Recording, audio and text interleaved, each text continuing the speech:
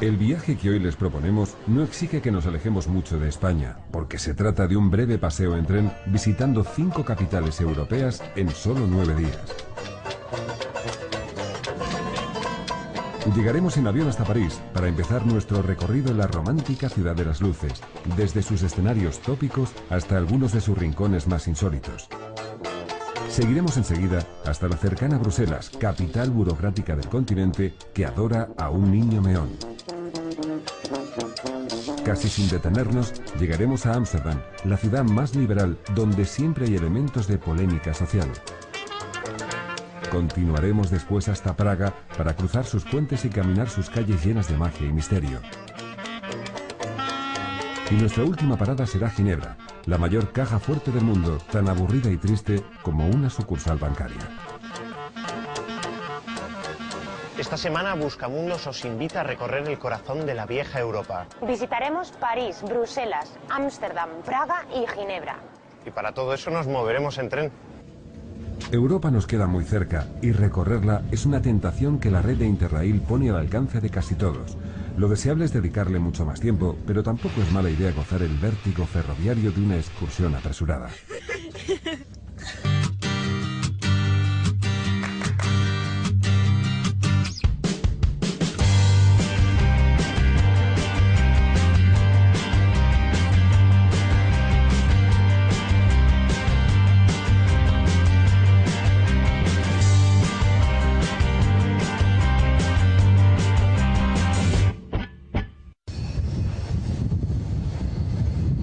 El billete de Interrail es válido para recorrer toda Europa, pero siempre fuera del país donde se compra. Nosotros adquirimos el más económico de los llamados pases flexibles, utilizable para viajar en 5 fechas dentro de un periodo máximo de 10 días. Así las cosas, el periplo ferroviario de Buscamundos habría de empezar en París, y hasta allí nos fuimos en avión. Atención, tripulación de cabina, cerramos puertas, por favor. Gracias. Señoras, escogimos un vuelo tempranero para, a cambio de pegarnos un madrugón, utilizar al máximo el poco tiempo que tendríamos en París, tan solo un par de noches. Claro que siempre se puede dar una cabezadita durante las casi 2 horas que dura el vuelo.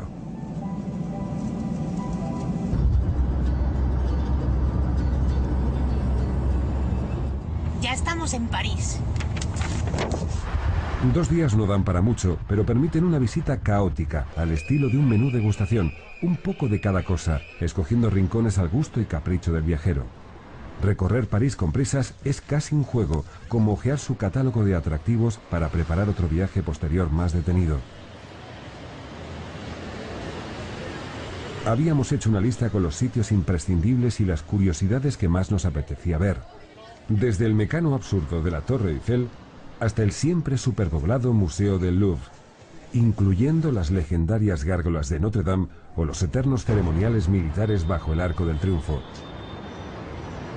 Pero también algunos lugares tan peculiares como los osarios de las catacumbas y una célebre librería que da albergue gratuito a escritores noveles. Para llegar desde el aeropuerto de Roissy al centro de París, preferimos descartar una combinación de tren con metro y utilizar el transporte de superficie para disfrutar la belleza de sus calles. Sin embargo, ocurrió todo lo contrario, porque el autobús nos dejó en el barrio de Montparnasse, donde ya no queda ni el recuerdo de su antigua vida bohemia. Y aprovechamos para conocer el lugar que los parisinos, desde hace casi 40 años, consideran como el más horroroso de su ciudad. Esta es la Torre Montparnasse. Dicen que es el edificio más odiado por los parisinos porque mancha su cielo de cemento. También dicen que desde arriba es la vista más bonita porque no se puede ver el edificio en ninguna parte.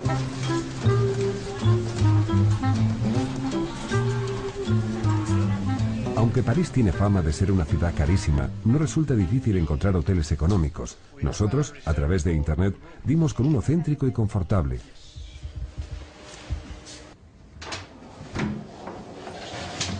¿En 10 minutos abajo? ¿Sí? Vale. Hasta ahora. Hasta ahora.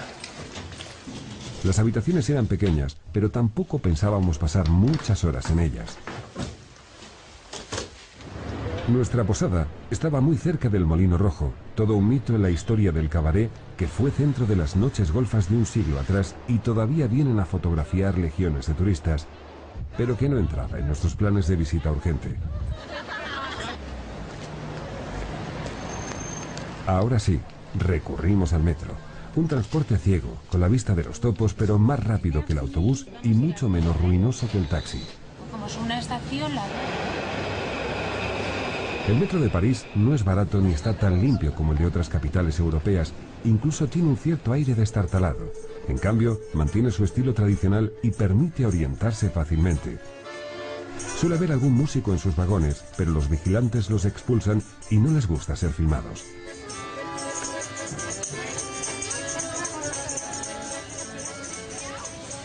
Para nuestro primer paseo por París, escogimos el barrio latino, el de los jóvenes intelectuales, el que fue escenario de la utópica rebelión del 68 que dejó como herencia tantos sueños políticos como hermosos lemas. Tantos años después, la playa continúa oculta bajo los adoquines y nos sigue pareciendo razonable exigir lo imposible. El decorado del barrio latino apenas ha cambiado, aunque los libros de segunda mano que más se venden ya no sean manifiestos políticos sino novelas. Al borde del Sena, los pintores repiten los cuadros de siempre con los mismos paisajes, y un barniz cultural embellece todo, hasta las estampas menos agradables. Tal vez aquí se haga cierto aquello de que se puede prescindir de los lujos, pero no de la cultura. Esta es la zona estudiantil por excelencia, mantenida al calor de la Sorbona, una de las universidades de mayor prestigio mundial, pero que parece haber perdido su viejo espíritu crítico, porque sus hermosos edificios siguen siendo una eficaz fábrica de profesionales, pero en sus aulas ya no se incuban sueños ni ambiciones sociales. En los alrededores, las manifestaciones son casi rituales y estorban el paso de los turistas que no quieren distraerse con problemas ajenos. Nos quedamos sin ver el famoso jardín medieval porque, mala suerte, estaba cerrado a cal y canto, así que callejeamos por el barrio hacia la Catedral de Notre Dame. En la pequeña isla de la Cité siempre hubo un lugar sagrado. Primero, un templo romano dedicado a Júpiter, después una basílica cristiana y finalmente esta majestuosa obra arquitectónica de transición entre el románico y el gótico. Notre Dame es el más famoso de los escenarios históricos de París. Su fachada es una estampa universal. Todo el mundo identifica sus dos torres y su rosetón. Miles de visitantes vienen cada día, como si necesitaran comprobar que existe para ver de cerca sus tres maravillosos pórticos y detenerse a observar sus infinitos detalles. La industria turística organiza constantes peregrinaciones paganas para que sus clientes comprueben que París bien vale una misa. Eso hace que la catedral no sea precisamente un lugar de recogimiento espiritual y los religiosos parecen figurantes de un inmenso plató cinematográfico.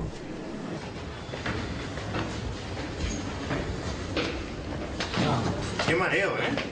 Sí, un poco sí. Acabamos de subirnos 400 escalones sin parar. No me extraña que el jorobado estuviera tan... Jorobado. Jorobado, efectivamente. Pero que ha merecido la pena el esfuerzo, yo Desde luego que sí. Mira la Torre Eiffel. Las siniestras gárgolas, seres infernales del imaginario medieval, evocan el espíritu de Quasimodo, el jorobado creado por Víctor Hugo y recreado por Hollywood como personaje universal. Abajo, infinitamente cercana, la ciudad ofrece uno de los entornos urbanos más bellos del mundo. Esto es increíble, ¿eh?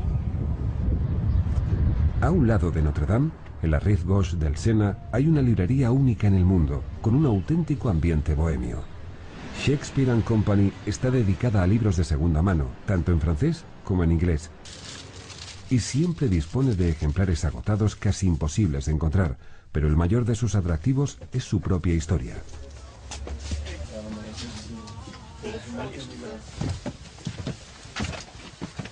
Como se dice, es el más típica, original librería de París. Yo creo es 50, un poco más vieja, pero en 1963 es aquí mucho hippie de toda Europa, de América, eso. Y vivo aquí en la misma plaza, la misma casa.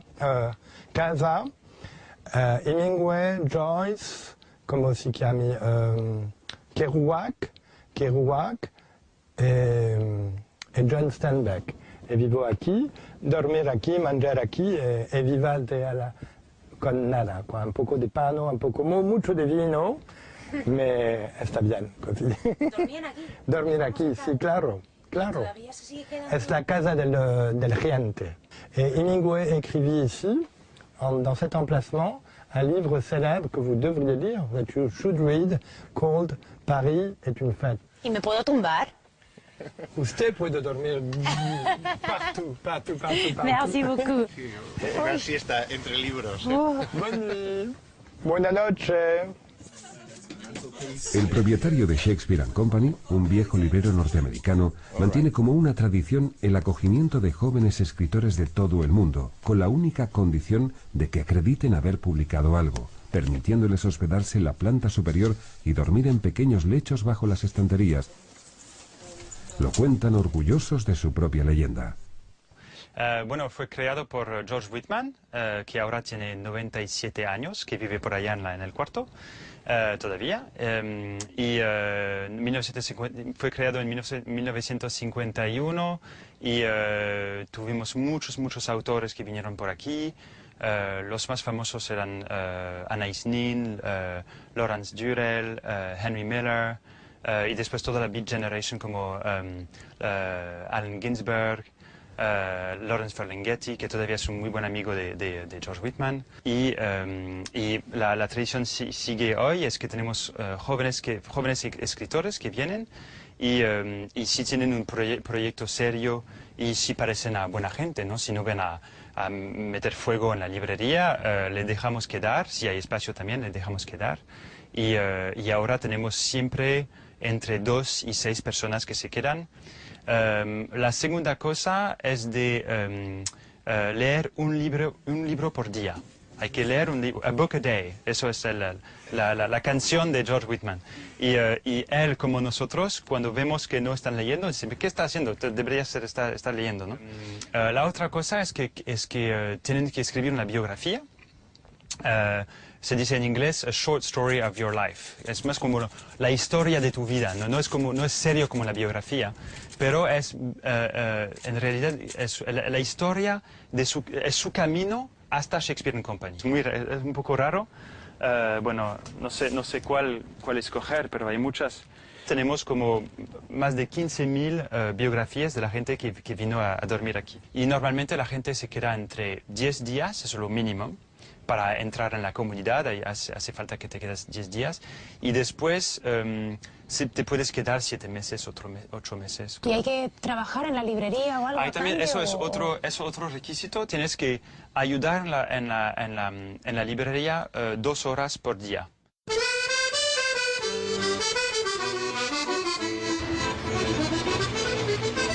Como nadie entendería que nos diéramos un paseo por París y no fuéramos a la Torre Eiffel, hicimos el esfuerzo de visitarla al anochecer, cuando una dura iluminación la envuelve en un clima entre navideño y hortera. Y le dimos una vuelta a su estructura de hierro, que pasó de ser un simple desafío de la ingeniería del siglo XIX a convertirse en el mayor icono de la capital francesa. Este es el símbolo más característico de París, la Torre Eiffel. Recibió unas críticas muy duras en 1889 cuando se terminó su construcción para la Exposición Universal. Incluso recogieron firmas para intentar desmontarla y menos mal que no lo consiguieron porque gracias a eso millones de turistas vienen todos los años a visitarla y disfrutarla, con todo el beneficio que ello conlleva, claro. La enorme torre metálica parisina es uno de los monumentos más famosos del mundo y recibe más de 6 millones de turistas cada año. Como podéis ver, la cola para subir a la Torre Eiffel rodea toda la plaza, lo que supondría como mínimo un par de horas y nosotros desde luego no la vamos a hacer. Y para vigilar a toda esta cantidad de gente y que nadie se cuele, tenemos el busto del señor Eiffel justo ahí mismo. En fin, las malas lenguas siempre dijeron que los verdaderos autores de este colosal mecano fueron 2 ingenieros, apellidados Koechin y Nouguier, empleados a las órdenes de don Alejandro Gustavo Eiffel, que se habría limitado a dirigir y firmar la obra. Volvimos al barrio latino, nuestro favorito, para cenar en alguno de sus muchos restaurantes. Y en vez de buscar el típico bistro parisino, nos metimos en un griego que nos pareció asequible y divertido. Por aquello de donde fueras, haz lo que vieras, aunque sea una turistada vergonzosa, Lluvia y Miguel se dejaron llevar por el buen rollo del ambiente y se unieron al bailoteo y las risas.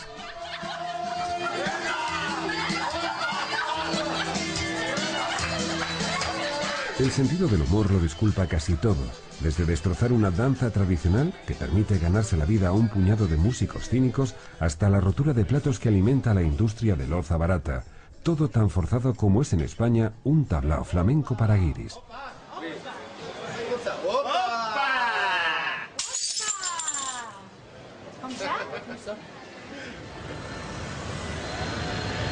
A la mañana siguiente desayunamos en el Café de la Paz, junto al Teatro de la Ópera. Uno de esos locales donde se adelgaza, porque sus precios quitan el apetito. Pero vale la pena pagar un par de carísimos capuchinos a cambio de sentarse en la terraza y disfrutar el ambiente con 150 años de historia del café más famoso y señorial de París. ¿Qué tal? ¿Está bueno? Sí, está muy bueno. Claro que por 8 euros el café ya le vale estar bueno, ¿no? Debe de salir a unos 50 céntimos el sorbo más o menos, ¿no? Sí. Ahora el agua te la regalan, eso sí, que ya es un detalle. Pese a haber sido reformado en 2002, el viejo café conserva el encanto que lo convirtió en local favorito de personajes tan dispares como el rey Alfonso XIII, el cineasta Orson Welles o el actor y cantante Yves Montand.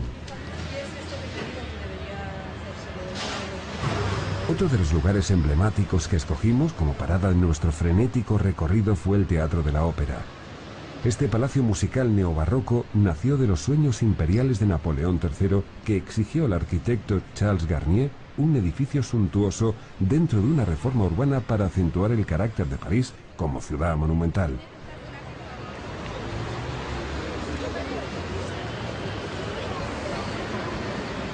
Hace tiempo que la sede de la Ópera Nacional se trasladó a un teatro más moderno, pero en la mente de todos, este sigue siendo el gran palacio mundial de la ópera.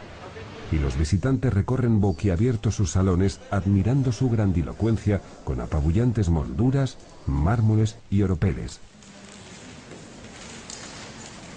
El local resistió una polémica restauración que llevó 12 años y osó reemplazar sus pinturas originales por un moderno fresco de Chagall.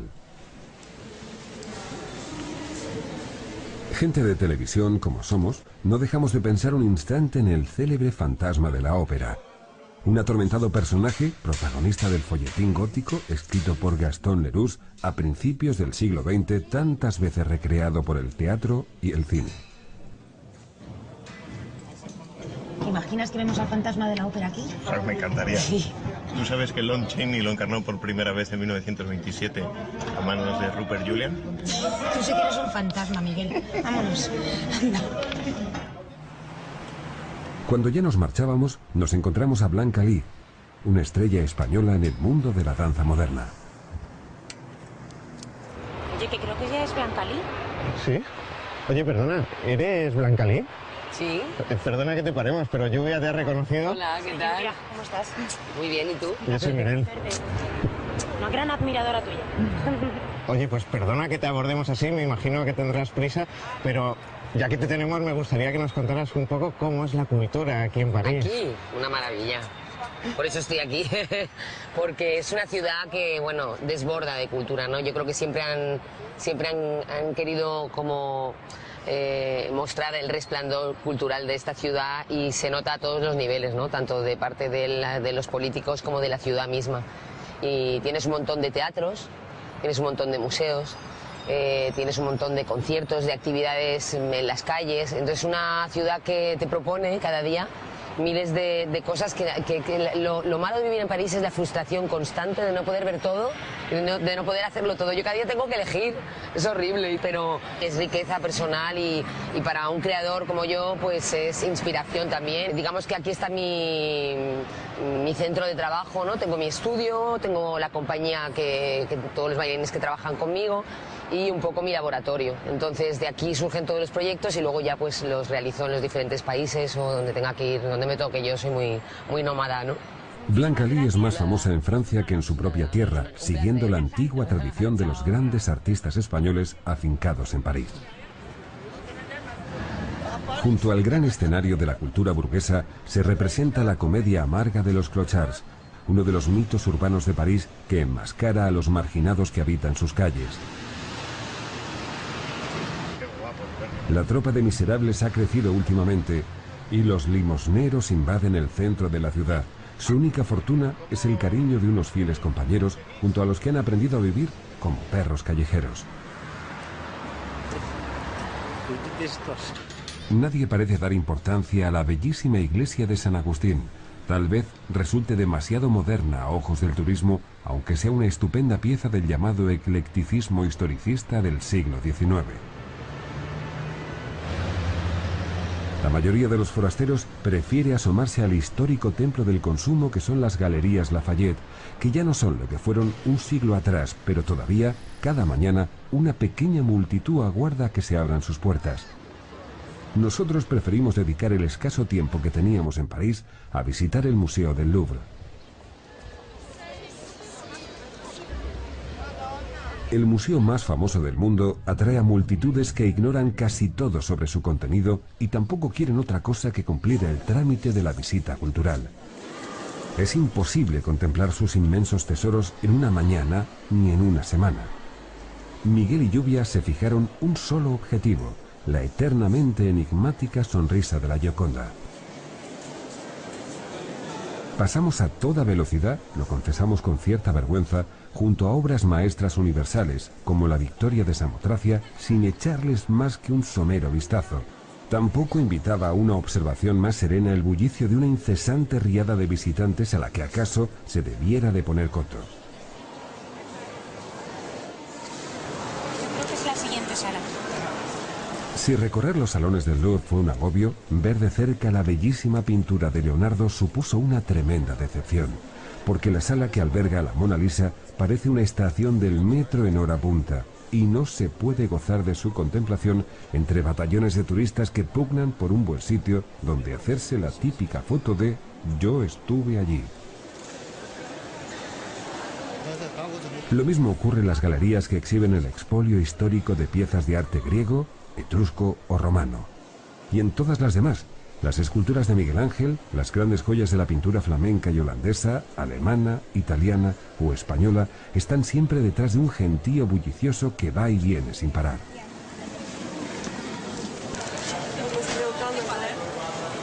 ¿Nos llevamos una postal? Sí, esta, ¿no? Resulta triste, pero finalmente esta es la mejor, la más íntima forma de admirar a la Gioconda. Demasiado abarrotado de gente, ¿eh? La verdad es que era un agobio. La única manera de poder disfrutar de la Mona Lisa es comprarte la postal y salirte aquí, ¿verdad? Sí. ¿En qué estará pensando?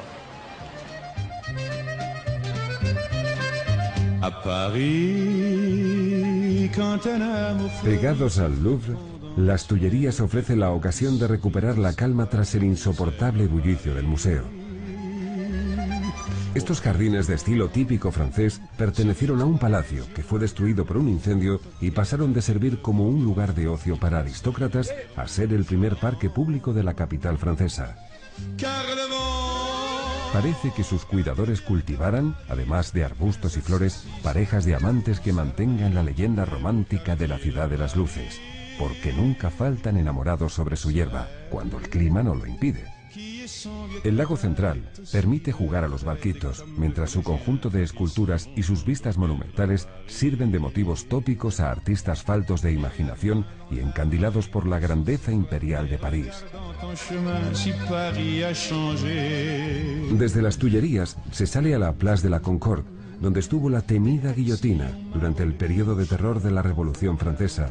Como era difícil encontrar un monumento adecuado para ocupar tan siniestro lugar, se optó por el obelisco de un templo egipcio de Luxor y se le puso el conciliador nombre de la Concordia.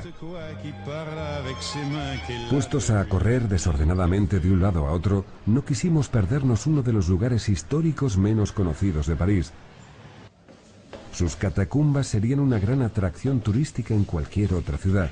Sin embargo, entre todos los monumentos y rincones históricos con que cuenta la capital francesa, estas tétricas galerías suelen pasar inadvertidas. Las catacumbas están formadas por el laberinto subterráneo de una antigua cantera que fue transformada en osario a finales del siglo XVIII. Entonces llevó varios años traer aquí a 6 millones de cadáveres sacados de sus tumbas originales por razones de salud pública. En 1780 se cerró el cementerio más importante de París, Los Santos Inocentes, y en 1785 decidieron traer aquí todas las osamentas.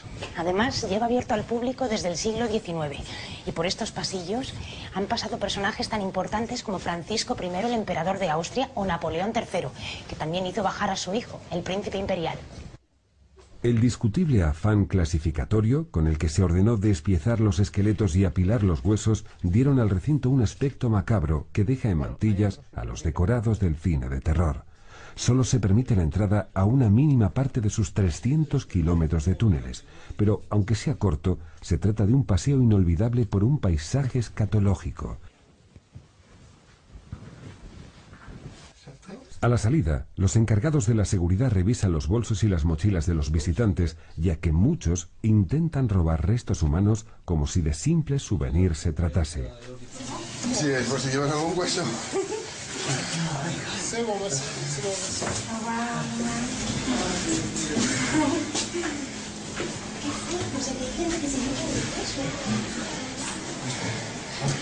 Al atardecer teníamos que estar en el Arco del Triunfo, levantado en memoria de las victorias de Napoleón y sus generales, pero en cuya base se encuentra la tumba del soldado desconocido. Y frente a ella, cada día se celebra una emotiva ceremonia. Cuando empieza a caer el sol, los combatientes veteranos se reúnen para recordar a sus compañeros caídos en distintas batallas.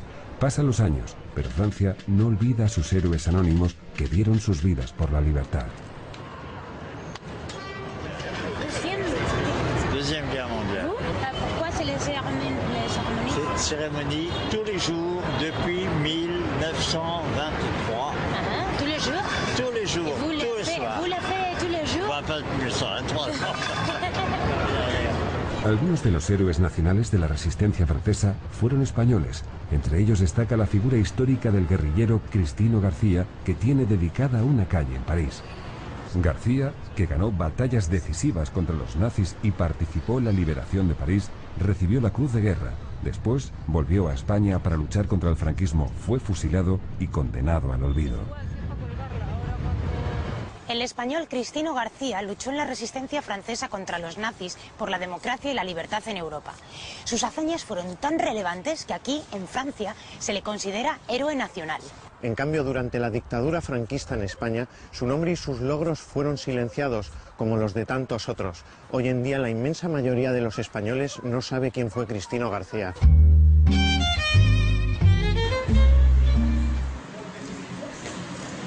Para nuestra segunda y última noche parisina, volvimos al barrio latino en busca de alguno de sus muchos locales con actuaciones musicales. Nos quedamos en uno muy francés, nada turístico, que tiene un público fiel desde hace décadas. Un pequeño refugio jazzístico donde moverse a los sones de una trompeta al que acuden parejas deseosas de mezclar nostalgia y diversión.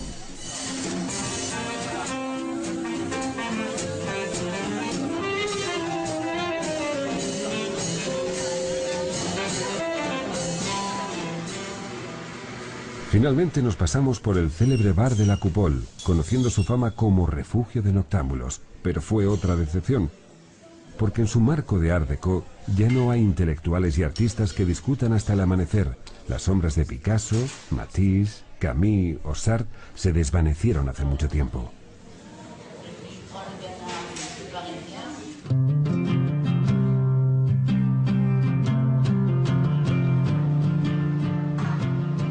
Poco después del amanecer, seguimos viaje hacia Bruselas, en el primero de los muchos trenes que unen a París con la capital belga. Europa es pequeña y las dos ciudades están muy cerca, tan solo las separan 300 kilómetros, un trayecto de menos de 2 horas en ferrocarril.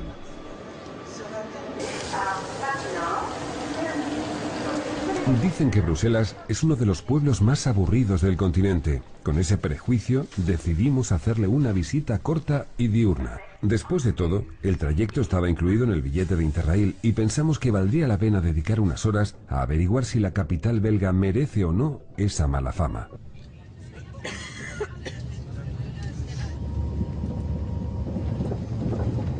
Bueno, pues en un ratito ya estamos en Bruselas. Sí, qué bien, ¿eh? Oye, ¿quieres mirar algo? ¿Qué hay wifi? No, gracias, me voy a echar un ratito. Lo que Miguel no sabía era que su ratito de sueño iba a ser interrumpido a los pocos minutos. Son los inconvenientes de los viajes cortos.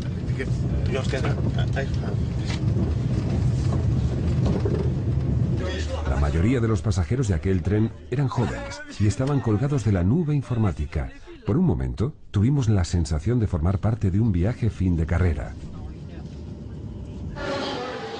Lo primero que hicimos al llegar fue deshacernos de las maletas. En Bruselas no disponíamos de hotel, ya que solo nos quedaríamos hasta el anochecer, así que dejamos el equipaje en consigna para movernos más cómodamente por la ciudad. Pues ya nos hemos librado de las maletas. La Grand Place es el centro neurálgico de Bruselas. Su tradicional elegancia burguesa se basa en el encanto de numerosos edificios cuya influencia renacentista está matizada por el espíritu flamenco. Vale la pena sentarse a contemplar cada uno de sus infinitos detalles artísticos, aunque sea en el suelo, como suelen hacer muchos grupos de jóvenes.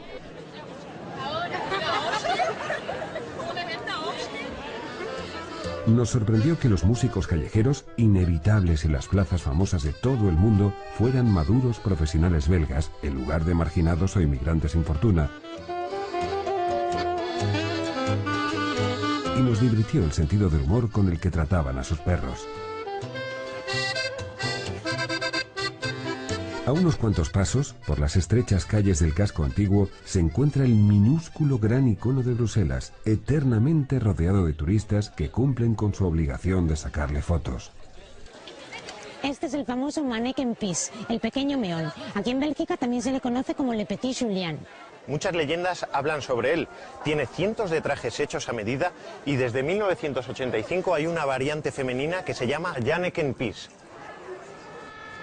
Las calles del viejo centro urbano invitan a pasear tranquilamente, pero muy pocas veces es posible hacerlo, porque sirven de manifestódromo europeo donde airear las reivindicaciones sociales de todo el continente. Raro es el día que no suenan bombos o cornetas poniendo música a las quejas populares, una banda sonora habitual que completan las sirenas policiales.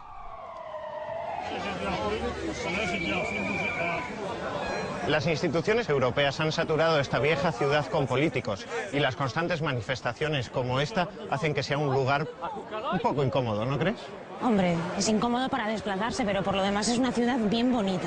Lo es. De lunes a viernes, Bruselas es una ciudad poblada por políticos y burócratas de todos los países de la Unión. Una tribu numerosa, en cuyos despachos se cuecen las reglas del juego continentales. La sede del Parlamento Europeo está en un moderno conjunto arquitectónico, frío y funcional, como un contenedor industrial, una colmena institucional cuyos diputados viven muy lejos de los votantes.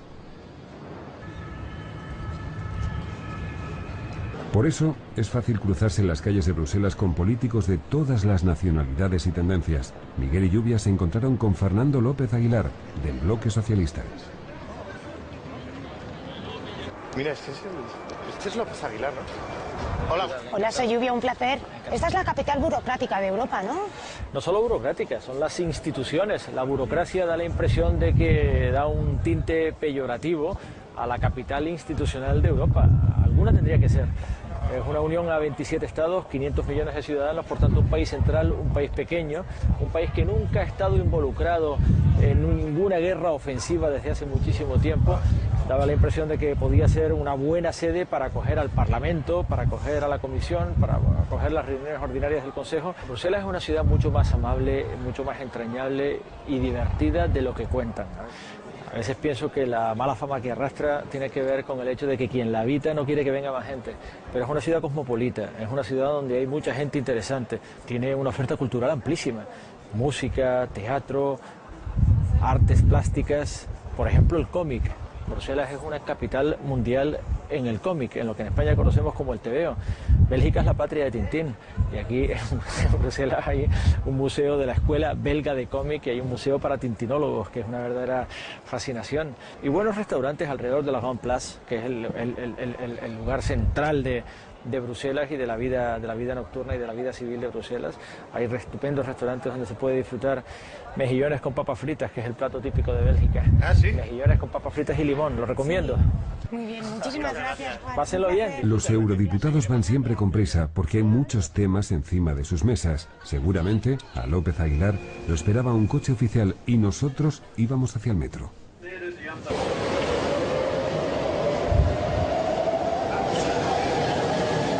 En Bruselas, como en casi todas las ciudades, el metro es el transporte más eficaz. Claro que a cambio de pasar por debajo de los tapones de tráfico que provocan las constantes manifestaciones, los viajeros tienen que renunciar a ver otro paisaje que no sea la aburrida sucesión de túneles y andenes.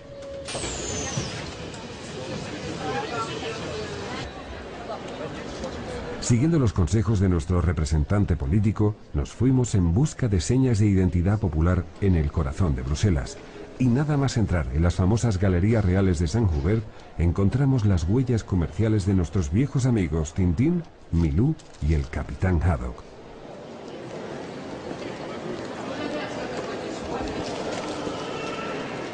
En 2004 esta cervecería consiguió batir un récord Guinness. Fue el local con más variedad de cerveza del mundo. ¿Te apetece que nos tomemos una? Polo de atracción para turismo de mochileros y lugar de cita joven, Delirium Tremens es el bar más famoso del pueblo.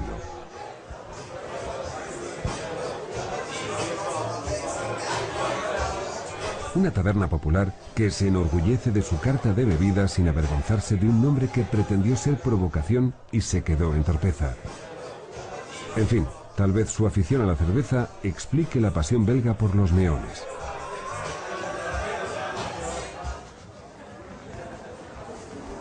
Esta es la Janneken Pis. Es la compañera del Pequeño Meón. Se hizo en 1985 y es un sitio muy turístico.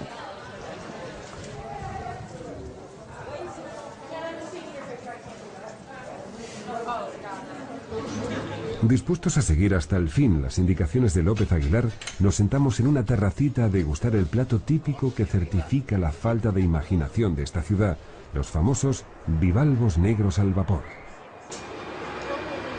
Lo típico son los mejillones, ¿no? ¿Y qué tal los mejillones? Muy bien.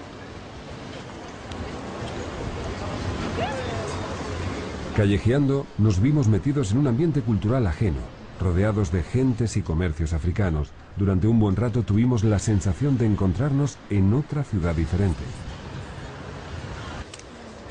Estamos en uno de los barrios africanos más importantes de toda Europa, Matongué. Bautizado con el mismo nombre de un barrio de Kinshasa, el Congo.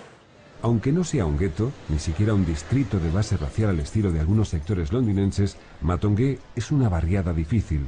Sus vecinos arrastran graves problemas sociales cuyas raíces se hunden en el despiadado dominio colonial belga en el Congo.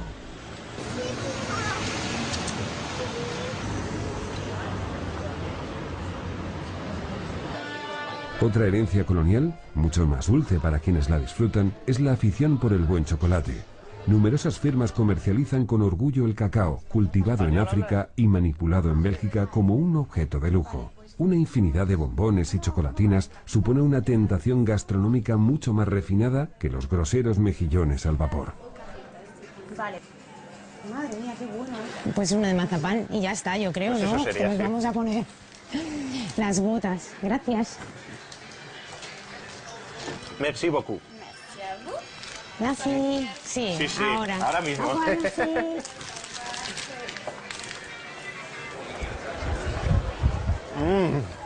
¿Cuál es ese? Ese era mío, tío. Sí. Ya no. Guárdame un poco. Qué bueno. Apuramos nuestro paseo por Bruselas hasta el anochecer, pero no nos quedamos a dormir para no quemar otra de las 5 jornadas en que nos permitía viajar el billete flexible de Interrail, así que nos subimos en otro tren, camino de la cercana Ámsterdam.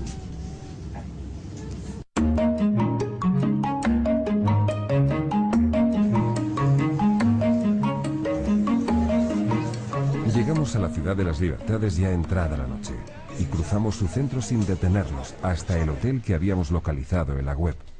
un establecimiento bien situado y atendido por gente amable, pero con habitaciones pequeñas, casi del tamaño de un armario ropero. Claro que ni lo notamos, porque caímos dormidos tras la larga jornada de Bruselas.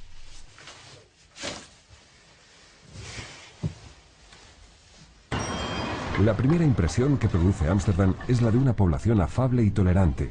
Tiene un ambiente íntimo, casi provinciano, pese a ser la capital de Holanda, acaso porque no está habitada por funcionarios, ya que la sede del gobierno está en La Haya.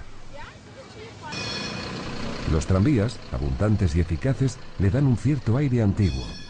En sus calles y plazas, con un bullicio moderado, hay numerosos cafés con terrazas donde sentarse a charlar.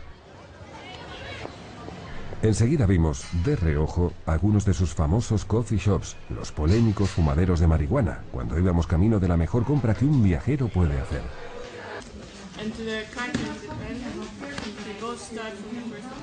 Acabamos de comprar la City Card de 24 horas. Con esta tarjeta nos podremos desplazar por toda la ciudad y con esta entrar a más de 30 museos.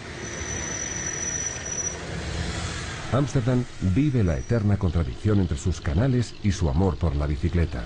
Parece hecha para pasear en calma, pero llegamos a ella con la peor limitación para un visitante, la falta de tiempo.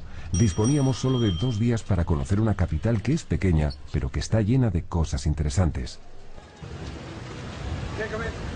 El nombre de Ámsterdam viene del río Amstel y de la palabra dam, dique.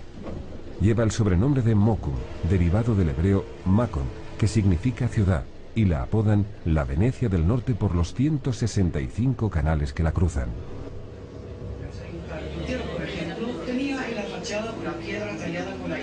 Sus estampas más tópicas son los grandes tranvías y las pequeñas embarcaciones. También la libertad sexual y el fumeteo de petardos, parte esencial de la cultura tolerante de la que Ámsterdam se jacta. El consumo de marihuana atrae a un turismo joven, deseoso de hacer en público lo que en sus países está prohibido. Pero nosotros íbamos en busca de un disfrute muy distinto, el Museo de Van Gogh, donde se puede gozar de los colores y las formas del genial loco del pelo rojo. Aquí la postal imprescindible es, naturalmente, los girasoles. Hola. ¿De dónde eres? Soy de Portugal. ¿De Portugal? Sí. Braga.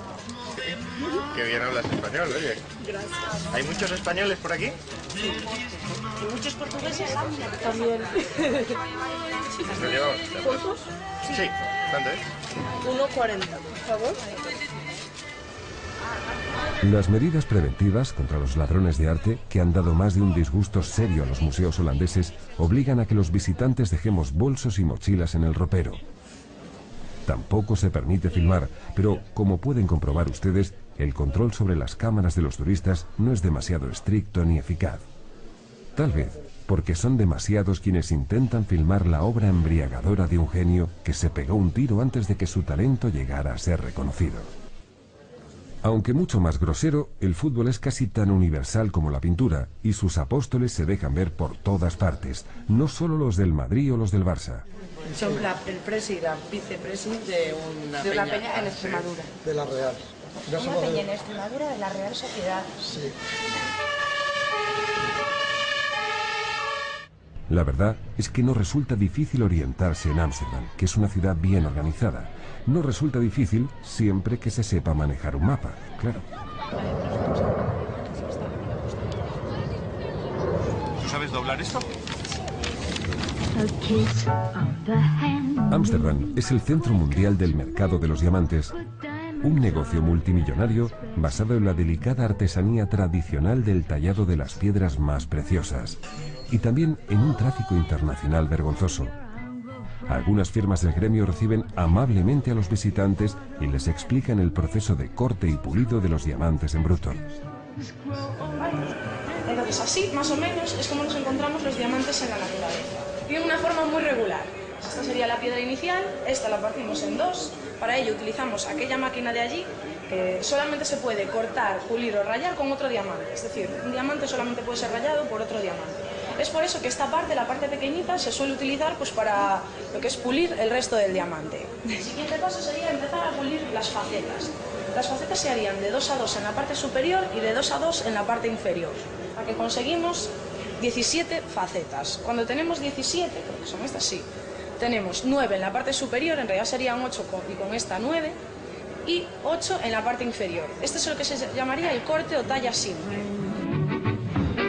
Los grandes joyeros saben que la inmensa mayoría de los turistas no son clientes potenciales suyos. Aún así, acogen y dan explicaciones a todos en distintos idiomas. La industria diamantífera tiene tan mala imagen como escasos escrúpulos. Y les sale más rentable mejorar su imagen que sus escrúpulos. Porque muchos de estos valiosos pedruscos han sido el motivo principal de guerras que han causado miles de muertes y también de una explotación laboral salvaje en condiciones semejantes a la esclavitud en los yacimientos africanos. Cuando compréis un diamante, pedid siempre el certificado de procedencia. Así tendréis la certeza de que no están manchados de sangre. Ay, Miguel, qué ingenuidad la vuestra. Pero si es la zorra quien vigila el gallinero. Porque los certificados de origen de los diamantes los extiende la propia industria diamantífera. Pero a los clientes no se les dice de dónde viene. Yo no he, a nadie. Y si se pregunta, sí, ¿no? Pues no lo sé. Pero, los clientes que vienen suelen preguntar... Nunca preguntan.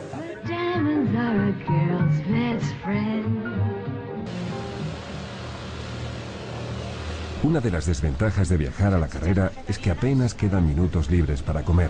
Como no teníamos tiempo para buscar un restaurante donde degustar la buena cocina holandesa, tuvimos que contentarnos con una ración callejera de comida universal. Pero nos consolamos pensando que también era una forma de ahorro y que tampoco sufriríamos la pereza de una buena digestión. ¿Ricos? ¿Lo está? Sí, está bueno. Necesitábamos un momento de reposo y escogimos un mal lugar para tenerlo, porque hicimos caso de los consejos de algunos amigos y nos metimos en uno de los locales de moda. Un sitio curioso, sí, pero francamente incómodo. El Ice Bar, es decir, el bar de hielo. Al entrar parece un sitio vulgar, decorado con imágenes del Polo Norte, donde beber una cerveza bien fría. Lo que lo hace tan original como incómodo está en la trastienda.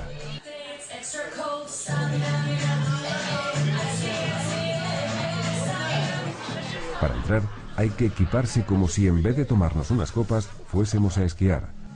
Facilitan a los clientes anoraks y guantes porque el bar no es otra cosa que un enorme congelador, una cámara frigorífica industrial.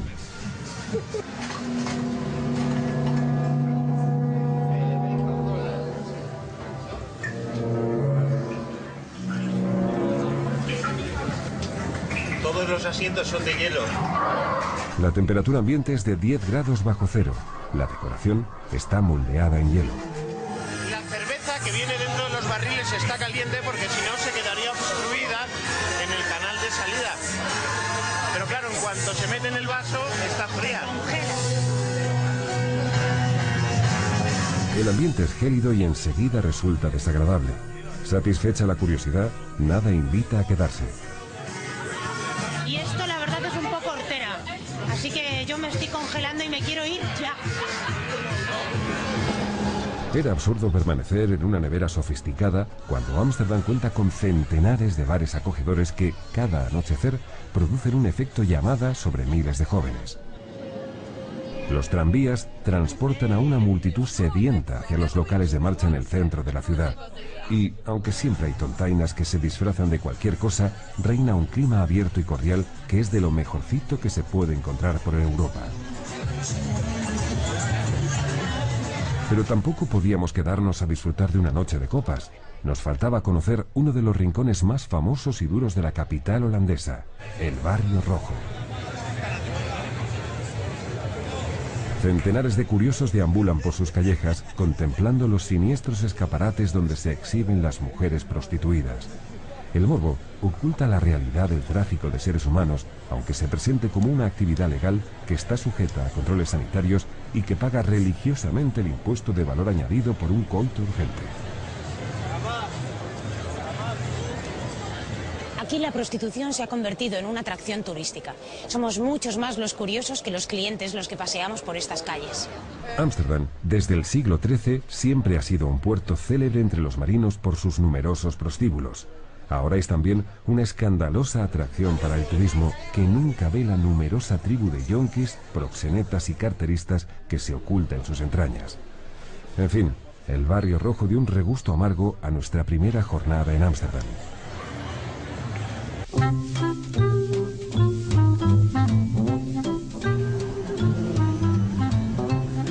En el próximo programa de Buscamundos acabaremos de contarles nuestras andanzas por Ámsterdam. Recorreremos los mercados de tulipanes, de quesos y de hongos alucinógenos. Y nos asomaremos a los fumaderos de sus polémicos coffee shops. Pero también visitaremos la casa de Ana Frank, convertida en ejemplo del terror nazi. Continuaremos viaje en tren hasta Praga. Allí les invitaremos a compartir con nosotros la fascinación de una ciudad que, tras escapar intacta a la devastación bélica de Europa, osó rebelarse ante la opresión stalinista y después ha sabido conservar su magia antigua. Veremos sus lujosos palacios y sus cervecerías medievales. Buscaremos el espíritu de Kafka y asistiremos al célebre Teatro Negro. Les mostraremos el cementerio judío y el siniestro Museo del Comunismo. El viaje de Buscamundos por Europa finalizará en Ginebra, una urbe fría que Borges consideraba la ciudad más bonita del mundo. En sus calles están las chocolaterías más caras y prestigiosas, y en las cajas fuertes de sus bancos se atrinchera la tercera parte de las grandes fortunas del mundo. Todo ello en la próxima entrega de Buscamundos.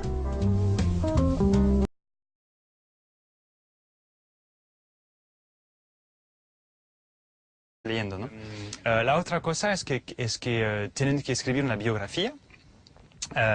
Se dice en inglés a short story of your life. Es más como la historia de tu vida. No es serio como la biografía, pero es en realidad es la historia de su camino hasta Shakespeare & Company. Es un poco raro. Bueno, no sé cuál escoger, pero hay muchas.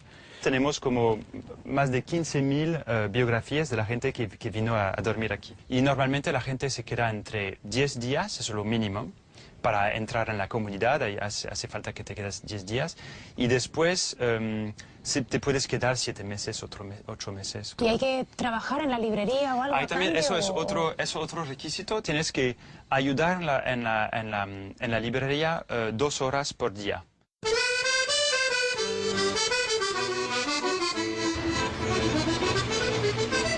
Como nadie entendería que nos diéramos un paseo por París y no fuéramos a la Torre Eiffel, hicimos el esfuerzo de visitarla al anochecer, cuando una dura iluminación la envuelve en un clima entre navideño y hortera. Y le dimos una vuelta a su estructura de hierro, que pasó de ser un simple desafío de la ingeniería del siglo XIX a convertirse en el mayor icono de la capital francesa. Este es el símbolo más característico de París, la Torre Eiffel. Recibió unas críticas muy duras en 1889 cuando se terminó su construcción para la Exposición Universal. Incluso recogieron firmas para intentar desmontarla y menos mal que no lo consiguieron porque gracias a eso millones de turistas vienen todos los años a visitarla y disfrutarla, con todo el beneficio que ello conlleva, claro. La enorme torre metálica parisina es uno de los monumentos más famosos del mundo y recibe más de 6 millones de turistas cada año. Como podéis ver, la cola para subir a la Torre Eiffel rodea toda la plaza, lo que supondría como mínimo un par de horas y nosotros desde luego no la vamos a hacer. Y para vigilar a toda esta cantidad de gente y que nadie se cuele, tenemos el busto del señor Eiffel justo ahí mismo. En fin. Las malas lenguas siempre dijeron que los verdaderos autores de este colosal mecano fueron 2 ingenieros, apellidados Koechin y Nouguier, empleados a las órdenes de don Alejandro Gustavo Eiffel, que se habría limitado a dirigir y firmar la obra. Volvimos al barrio latino, nuestro favorito, para cenar en alguno de sus muchos restaurantes. Y en vez de buscar el típico bistro parisino, nos metimos en un griego que nos pareció asequible y divertido. Por aquello de donde fueras, haz lo que vieras, aunque sea una turistada vergonzosa, Lluvia y Miguel se dejaron llevar por el buen rollo del ambiente y se unieron al bailoteo y las risas.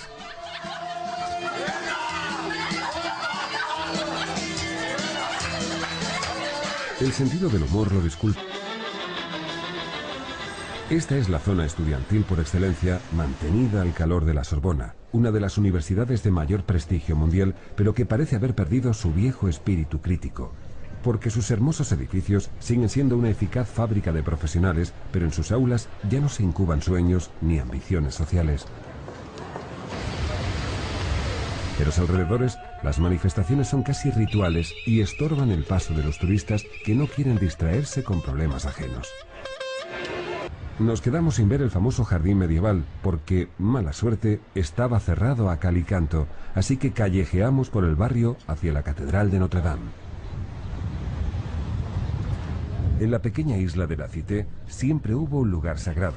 Primero, un templo romano dedicado a Júpiter, después una basílica cristiana y finalmente esta majestuosa obra arquitectónica de transición entre el románico y el gótico. Notre Dame es el más famoso de los escenarios históricos de París.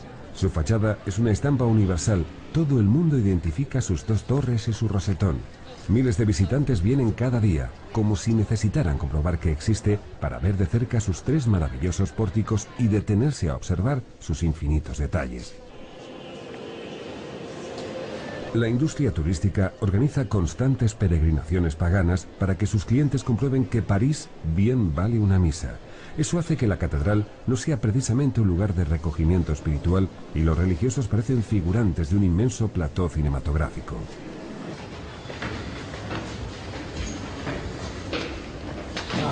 Qué mareo, ¿eh? Sí, un poco sí. Acabamos de subirnos 400 escalones sin parar. No me extraña que el jorobado estuviera tan... Jorobado. Jorobado, efectivamente. Pero acá ha merecido la pena el esfuerzo, yo. Desde luego que sí. Mira la Torre Eiffel. Las siniestras gárgolas, seres infernales del imaginario medieval, evocan el espíritu de Quasimodo, el jorobado creado por Víctor Hugo y recreado por Hollywood como personaje universal. Abajo, infinitamente cercana, la ciudad ofrece uno de los entornos urbanos más bellos del mundo. Esto es increíble, ¿eh? A un lado de Notre Dame, en la Rive Gauche del Sena, hay una librería única en el mundo, con un auténtico ambiente bohemio. Shakespeare & Company está dedicada a libros de segunda mano, tanto en francés como en inglés. Y siempre dispone de ejemplares agotados casi imposibles de encontrar, pero el mayor de sus atractivos es su propia historia.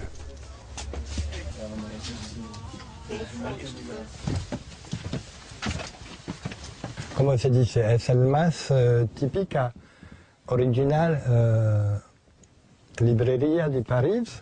Yo creo es 50, un poco más vieja. Problemas ajenos.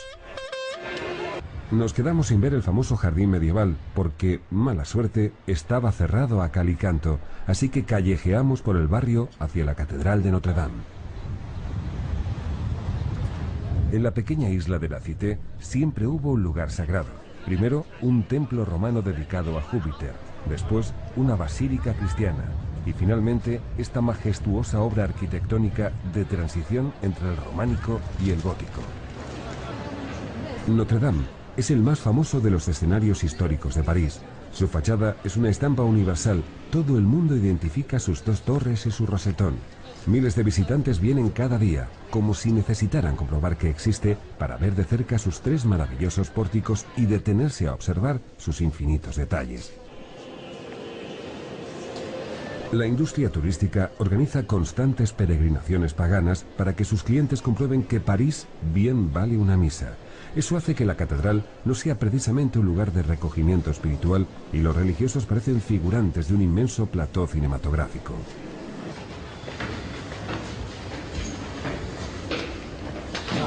Qué mareo, ¿eh? Sí, un poco sí. Acabamos de subirnos 400 escalones sin parar. No me extraña que el jorobado estuviera tan... Jorobado. Jorobado, efectivamente. Pero acá ha merecido la pena el esfuerzo, yo. Desde luego que sí. Mira la Torre Eiffel. Las siniestras gárgolas, seres infernales del imaginario medieval, evocan el espíritu de Quasimodo, el jorobado creado por Víctor Hugo y recreado por Hollywood como personaje universal. Abajo, infinitamente cercana, la ciudad ofrece uno de los entornos urbanos más bellos del mundo. Esto es increíble, ¿eh? A un lado de Notre Dame, en la Rive Gauche del Sena, hay una librería única en el mundo, con un auténtico ambiente bohemio. Shakespeare & Company está dedicada a libros de segunda mano, tanto en francés como en inglés. Y siempre dispone de ejemplares agotados casi imposibles de encontrar, pero el mayor de sus atractivos es su propia historia.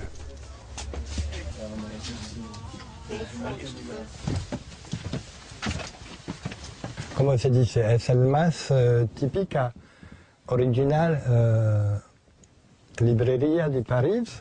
Yo creo es 50, un poco más vieja, pero en 1963 es aquí mucho hippie de toda Europa, de América, eso. Vivo aquí en la misma plaza, la misma casa. Hemingway, Joyce, como se llama, Kerouac y John Steinbeck.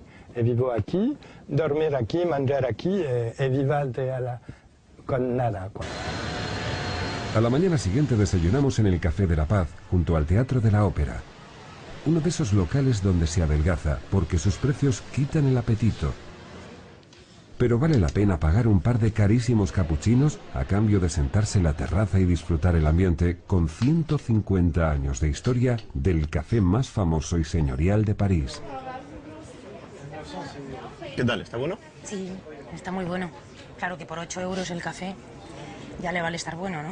Debe de salir a unos 50 céntimos el sorbo más o menos, ¿no? Sí. Ahora el agua te la regalan, eso sí, que ya es un detalle. Pese a haber sido reformado en 2002, el viejo café conserva el encanto que lo convirtió en local favorito de personajes tan dispares como el rey Alfonso XIII, el cineasta Orson Welles o el actor y cantante Yves Montand. Otro de los lugares emblemáticos que escogimos como parada en nuestro frenético recorrido fue el Teatro de la Ópera. Este palacio musical neobarroco nació de los sueños imperiales de Napoleón III, que exigió al arquitecto Charles Garnier un edificio suntuoso dentro de una reforma urbana para acentuar el carácter de París como ciudad monumental.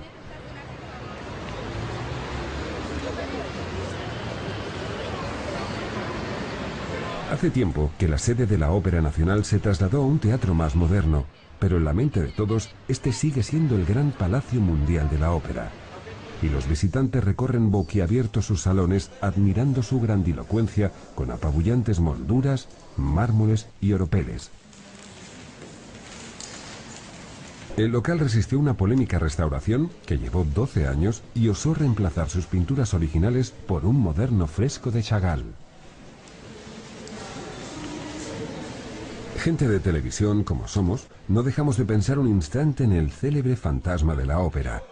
Un atormentado personaje, protagonista del folletín gótico, escrito por Gaston Leroux a principios del siglo XX, tantas veces recreado por el teatro y el cine. ¿Te imaginas que vemos al fantasma de la ópera aquí? Claro, me encantaría. Sí. ¿Tú sabes que Lon Chaney lo encarnó por primera vez en 1927 a manos de Rupert Julian? Tú sí que eres un fantasma, Miguel. Vámonos. Anda. Cuando ya nos marchábamos, nos encontramos a Blanca Lee, una estrella española en el mundo de la danza moderna. Oye, que creo que ella es Blanca Lee. Sí. Oye, perdona, ¿eres Blanca Lee? Sí. Perdona que te paremos, pero yo ya te he reconocido. Hola, ¿qué tal? ¿Cómo estás? Muy bien, ¿y tú? Yo soy Miguel. Una gran admiradora tuya. Oye, pues perdona que te abordemos así, me imagino que tendrás prisa, pero ya que te tenemos, me gustaría que nos contaras un poco cómo es la cultura aquí en París. La herencia colonial, mucho más dulce para quienes la disfrutan, es la afición por el buen chocolate. Numerosas firmas comercializan con orgullo el cacao, cultivado en África y manipulado en Bélgica como un objeto de lujo. Una infinidad de bombones y chocolatinas supone una tentación gastronómica mucho más refinada que los groseros mejillones al vapor. Vale. Madre mía, qué bueno. Pues uno de mazapán y ya está, yo creo, Pues ¿no? eso sería, Nos sí. vamos a poner las gotas. Gracias. Merci beaucoup. Gracias. Sí, Sí, sí, ahora mismo. Ahora sí.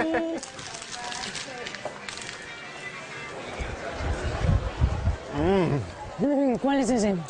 Ese era mío, tío. ¿Sí? Ya no. Guárdame un poco. Qué bueno. Apuramos nuestro paseo por Bruselas hasta el anochecer, pero no nos quedamos a dormir para no quemar otra de las 5 jornadas en que nos permitía viajar el billete flexible de Interrail, así que nos subimos en otro tren, camino de la cercana Ámsterdam.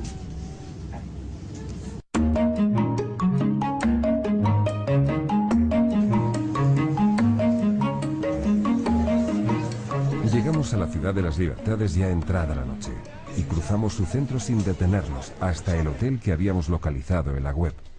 Un establecimiento bien situado y atendido por gente amable, pero con habitaciones pequeñas, casi del tamaño de un armario ropero. Claro que ni lo notamos, porque caímos dormidos tras la larga jornada de Bruselas.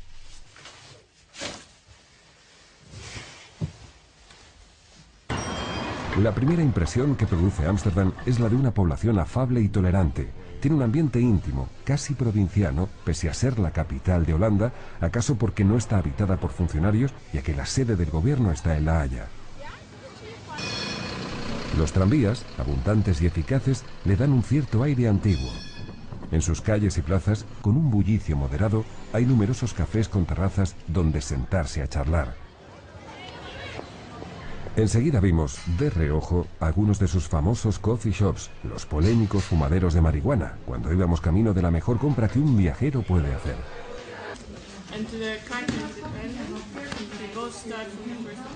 Acabamos de comprar la City Card de 24 horas. Con esta tarjeta nos podremos desplazar por toda la ciudad y con esta entrar a más de 30 museos. Ámsterdam vive la eterna contradicción entre sus canales y su amor por la bicicleta. Parece hecha para pasear en calma, pero llegamos a ella con la peor limitación para un visitante, la falta de tiempo. Disponíamos solo de 2 días para conocer una capital que es pequeña, pero que está llena de cosas interesantes. El nombre de Ámsterdam... Para nuestro primer paseo por París, escogimos el barrio latino, el de los jóvenes intelectuales, el que fue escenario de la utópica rebelión del 68, que dejó como herencia tantos sueños políticos como hermosos lemas. Tantos años después, la playa continúa oculta bajo los adoquines y nos sigue pareciendo razonable exigir lo imposible. El decorado del barrio latino apenas ha cambiado, aunque los libros de segunda mano que más se venden ya no sean manifiestos políticos sino novelas. Al borde del Sena, los pintores repiten los cuadros de siempre con los mismos paisajes, y un barniz cultural embellece todo, hasta las estampas menos agradables.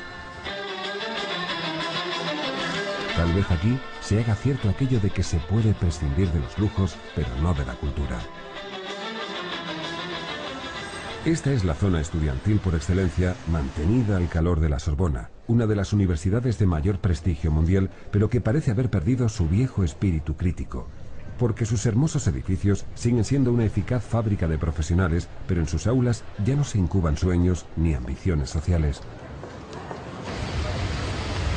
En los alrededores, las manifestaciones son casi rituales y estorban el paso de los turistas que no quieren distraerse con problemas ajenos. Nos quedamos sin ver el famoso jardín medieval, porque, mala suerte, estaba cerrado a cal y canto, así que callejeamos por el barrio hacia la Catedral de Notre Dame. En la pequeña isla de la Cité siempre hubo un lugar sagrado. Primero, un templo romano dedicado a Júpiter, después, una basílica cristiana, y finalmente, esta majestuosa obra arquitectónica de transición entre el románico y el gótico. Notre Dame es el más famoso de los escenarios históricos de París. Su fachada es una estampa universal. Todo el mundo identifica sus 2 torres y su rosetón. Miles de visitantes vienen cada día, como si necesitaran comprobar que existe para ver de cerca sus 3 maravillosos pórticos y detenerse a observar sus infinitos detalles. La industria turística organiza constantes peregrinaciones paganas para que sus clientes comprueben que París bien vale una misa. Eso hace que la catedral no sea precisamente un lugar de recogimiento espiritual y los religiosos parecen figurantes de un inmenso plató cinematográfico.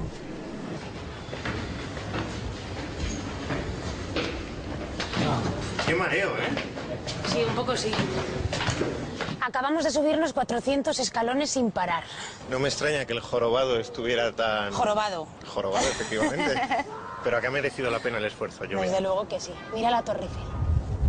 Las siniestras gárgolas, seres infernales del imaginario medieval, evocan eliosos pedruscos, han sido el motivo principal de guerras que han causado miles de muertes y también de una explotación laboral salvaje en condiciones semejantes a la esclavitud en los yacimientos africanos.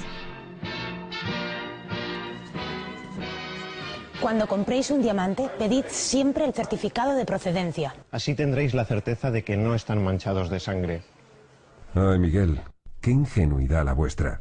Pero si es la zorra quien vigila el gallinero, porque los certificados de origen de los diamantes los extiende la propia industria diamantífera. Pero a los clientes no se les dice de dónde viene. Yo no he... Y si se pregunta, sí, ¿no? Pues no lo sé. Bueno, los clientes que vienen suelen preguntar... Nunca preguntan.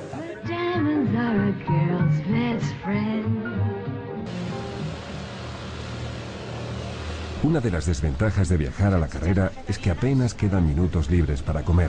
Como no teníamos tiempo para buscar un restaurante donde degustar la buena cocina holandesa, tuvimos que contentarnos con una ración callejera de comida universal. Pero nos consolamos pensando que también era una forma de ahorro y que tampoco sufriríamos la pereza de una buena digestión. ¿Ricos? ¿Lo está? Sí, está bueno. Necesitábamos un momento de reposo y escogimos un mal lugar para tenerlo, porque hicimos caso de los consejos de algunos amigos y nos metimos en uno de los locales de moda. Un sitio curioso, sí, pero francamente incómodo. El Ice Bar, es decir, el bar de hielo. Al entrar parece un sitio vulgar, decorado con imágenes del Polo Norte, donde beber una cerveza bien fría. Lo que lo hace tan original como incómodo está en la trastienda.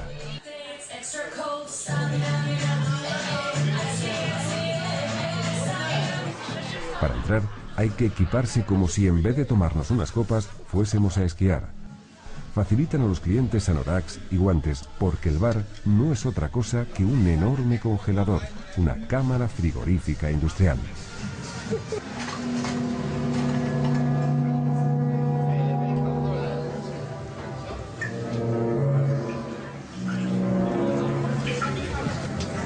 Todos los asientos son de hielo. La temperatura ambiente es de 10 grados bajo cero. La decoración está moldeada en hielo. La cerveza que viene dentro de los barriles está caliente porque si no se quedaría obstruida en el canal de salida. Pero claro, en cuanto se mete en el vaso, está fría. El ambiente es gélido y enseguida resulta desagradable. Satisfecha la curiosidad, nada invita a quedarse. Y esto la verdad es un poco hortera. Así que yo me estoy congelando y me quiero ir ya. Era absurdo puchinos a cambio de sentarse en la terraza y disfrutar el ambiente con 150 años de historia del café más famoso y señorial de París. ¿Qué tal? ¿Está bueno? Sí, está muy bueno. Claro que por 8 euros el café ya le vale estar bueno, ¿no? Debe de salir a unos 50 céntimos el sorbo más o menos, ¿no? Sí. Ahora el agua te la regalan, eso sí, que ya es un detalle. Pese a haber sido reformado en 2002, el viejo café conserva el encanto que lo convirtió en local favorito de personajes tan dispares como el rey Alfonso XIII, el cineasta Orson Welles o el actor y cantante Yves Montand. Otro de los lugares emblemáticos que escogimos como parada en nuestro frenético recorrido fue el Teatro de la Ópera. Este palacio musical neobarroco nació de los sueños imperiales de Napoleón III, que exigió al arquitecto Charles Garnier un edificio suntuoso dentro de una reforma urbana para acentuar el carácter de París como ciudad monumental.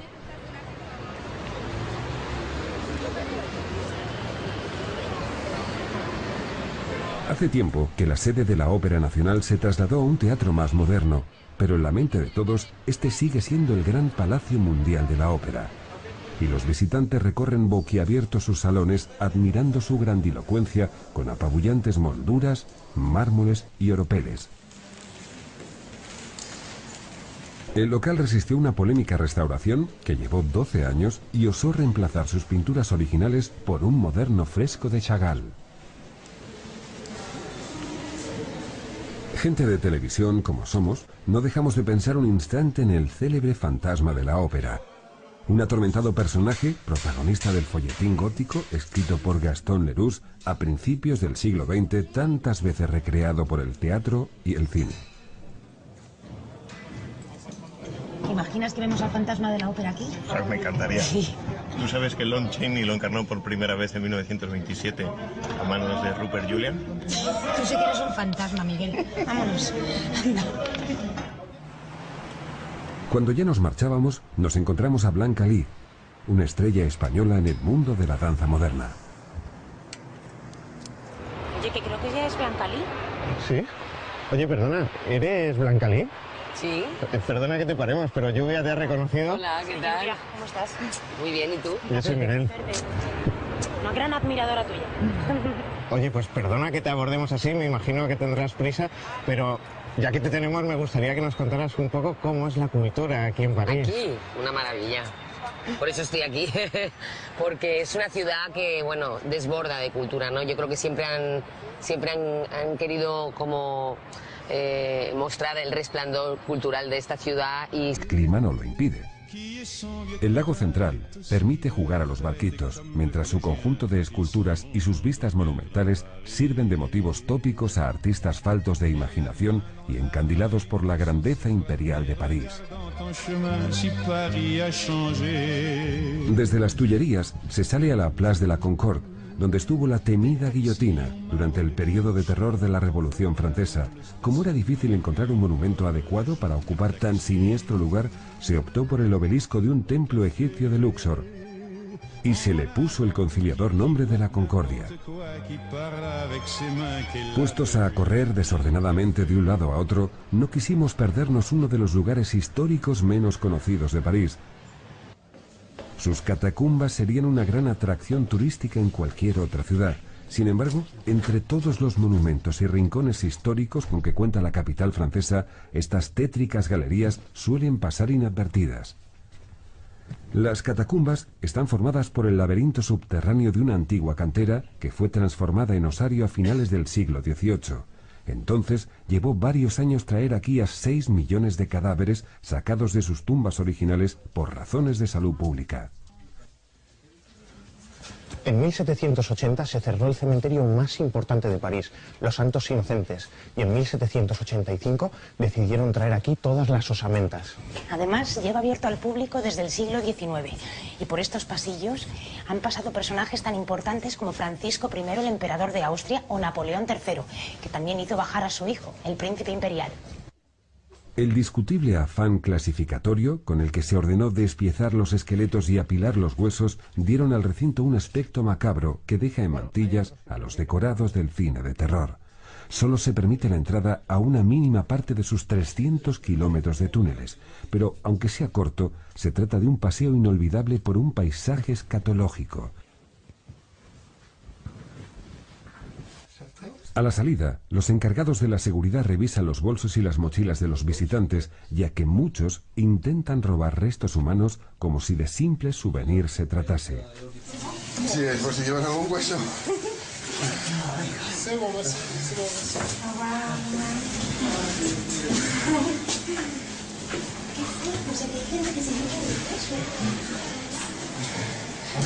Al atardecer teníamos que estar en el Arco del Triunfo, levantado en memoria de las victorias de Napoleón y sus generales, pero en cuya base se encuentra la tumba del soldado desconocido. Y frente a ella, cada día se celebra una emotiva ceremonia. Cuando empieza a caer el sol, los combatientes veteranos se reúnen para recordar a sus compañeros caídos en distintas batallas. Pasan los años, pero Francia no olvida a sus héroes anónimos que vieron sus vidas talento llegar a ser reconocido. Aunque mucho más grosero, el fútbol es casi tan universal como la pintura, y sus apóstoles se dejan ver por todas partes, no solo los del Madrid o los del Barça. Son el presi y la vicepresi de una peña en Extremadura. De la Real. Una peña en Extremadura de la Real Sociedad. Sí.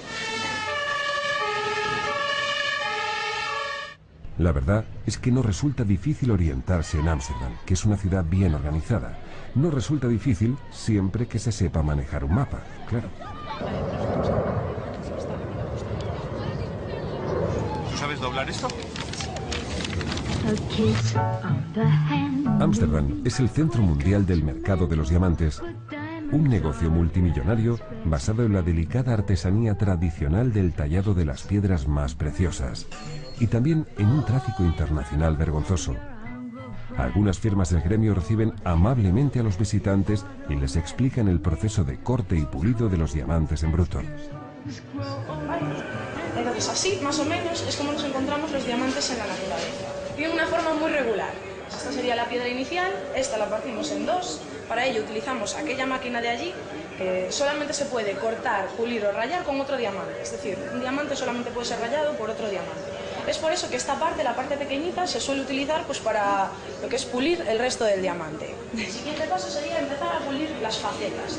Las facetas se harían de 2 a 2 en la parte superior y de 2 a 2 en la parte inferior, a que conseguimos 17 facetas. Cuando tenemos 17, creo que son estas, sí, tenemos 9 en la parte superior, en realidad serían 8 y con esta 9, y 8 en la parte inferior. Este es lo que se llamaría el corte o talla simple. Los grandes joyeros saben que la inmensa mayoría de los turistas no son clientes potenciales suyos. Aún así, acogen y dan explicaciones a todos en distintos idiomas. La industria diamantífera tiene tan mala imagen como escasos escrúpulos. Y les sale más rentable mejorar su imagen que sus escrúpulos. Porque muchos de estos valiosos pedruscos han sido el motivo principal de guerras que han causado miles de muertes y también de una explotación laboral salvaje en condiciones semejantes a la esclavitud en los yacimientos africanos. Cuando compréis un diamante, pedid siempre el certificado de procedencia. Así tendréis la certeza de que no están manchados de sangre. Ay, Miguel, qué ingenuidad la vuestra. Pero si es la zorra quien vigila el gallinero. Porque los certificados de origen de los diamantes los extiende la propia industria diamantífera. Pero a los clientes no se les dice de dónde viene. Yo no y si se pregunta, sí, ¿no? Pues no lo sé. Los clientes que vienen suelen preguntar... Nunca preguntan. Que sus cuidadores cultivaran, además de arbustos y flores, parejas de amantes que mantengan la leyenda romántica de la ciudad de las luces. Porque nunca faltan enamorados sobre su hierba, cuando el clima no lo impide. El lago central permite jugar a los barquitos, mientras su conjunto de esculturas y sus vistas monumentales sirven de motivos tópicos a artistas faltos de imaginación y encandilados por la grandeza imperial de París. Desde las Tullerías se sale a la Place de la Concorde, donde estuvo la temida guillotina durante el periodo de terror de la Revolución Francesa. Como era difícil encontrar un monumento adecuado para ocupar tan siniestro lugar, se optó por el obelisco de un templo egipcio de Luxor. Y se le puso el conciliador nombre de la Concordia. Puestos a correr desordenadamente de un lado a otro, no quisimos perdernos uno de los lugares históricos menos conocidos de París. Sus catacumbas serían una gran atracción turística en cualquier otra ciudad. Sin embargo, entre todos los monumentos y rincones históricos con que cuenta la capital francesa, estas tétricas galerías suelen pasar inadvertidas. Las catacumbas están formadas por el laberinto subterráneo de una antigua cantera que fue transformada en osario a finales del siglo XVIII. Entonces, llevó varios años traer aquí a 6 millones de cadáveres sacados de sus tumbas originales por razones de salud pública. En 1780 se cerró el cementerio más importante de París, los Santos Inocentes, y en 1785 decidieron traer aquí todas las osamentas. Además, lleva abierto al público desde el siglo XIX y por estos pasillos han pasado personajes tan importantes como Francisco I, el emperador de Austria, o Napoleón III, que también hizo bajar a su hijo, el príncipe imperial. El discutible afán clasificatorio con el que se ordenó despiezar los esqueletos y apilar los huesos dieron al recinto un aspecto macabro que deja en mantillas a los decorados del cine de terror. Solo se permite la entrada a una mínima parte de sus 300 kilómetros de túneles, pero aunque sea corto, se trata de un paseo inolvidable por un paisaje escatológico. A la salida, los encargados de la seguridad revisan los bolsos y las mochilas de los visitantes, ya que muchos intentan robar restos humanos como si de simples souvenirs se tratase. Sí, es por si llevas algún hueso.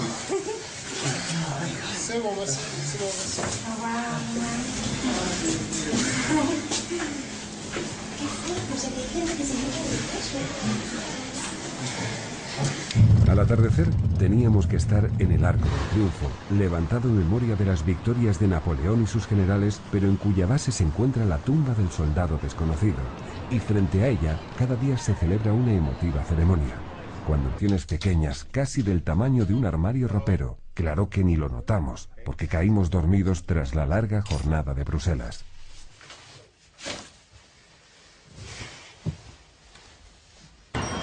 La primera impresión que produce Ámsterdam es la de una población afable y tolerante. Tiene un ambiente íntimo, casi provinciano, pese a ser la capital de Holanda, acaso porque no está habitada por funcionarios, ya que la sede del gobierno está en La Haya. Los tranvías, abundantes y eficaces, le dan un cierto aire antiguo. En sus calles y plazas, con un bullicio moderado, hay numerosos cafés con terrazas donde sentarse a charlar. Enseguida vimos, de reojo, algunos de sus famosos coffee shops, los polémicos fumaderos de marihuana, cuando íbamos camino de la mejor compra que un viajero puede hacer.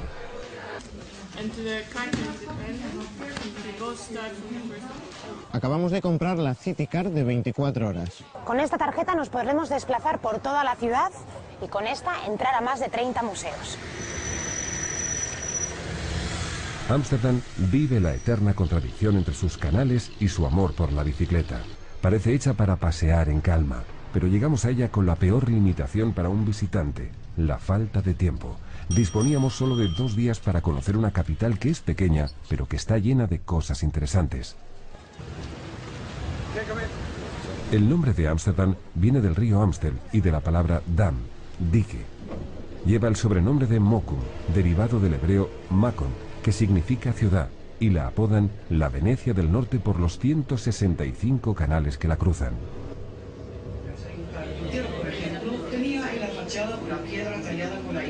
Sus estampas más tópicas son los grandes tranvías y las pequeñas embarcaciones. También la libertad sexual y el fumeteo de petardos, parte esencial de la cultura tolerante de la que Ámsterdam se jacta. El consumo de marihuana atrae a un turismo joven, deseoso de hacer en público lo que en sus países está prohibido. Pero nosotros íbamos en busca de un disfrute muy distinto, el Museo de Van Gogh, donde se puede gozar de los colores y las formas del genial loco del pelo rojo. Aquí la postal imprescindible es, naturalmente, los girasoles. Hola. ¿De dónde eres? Soy de Portugal. ¿De Portugal? Sí. Braga. Qué bien hablas español, oye. Gracias. ¿Hay muchos españoles por aquí? Sí. ¿Y muchos portugueses? También. ¿Nos llevamos? ¿Cuántos? Sí. ¿Cuánto es? 1,40, por favor. Las medidas preventivas contra los ladrones de arte, que han dado más de un disgusto serio a los museos holandeses, obligan a que los visitantes dejemos bolsos y mochilas en el ropero. Tampoco se permite filmar,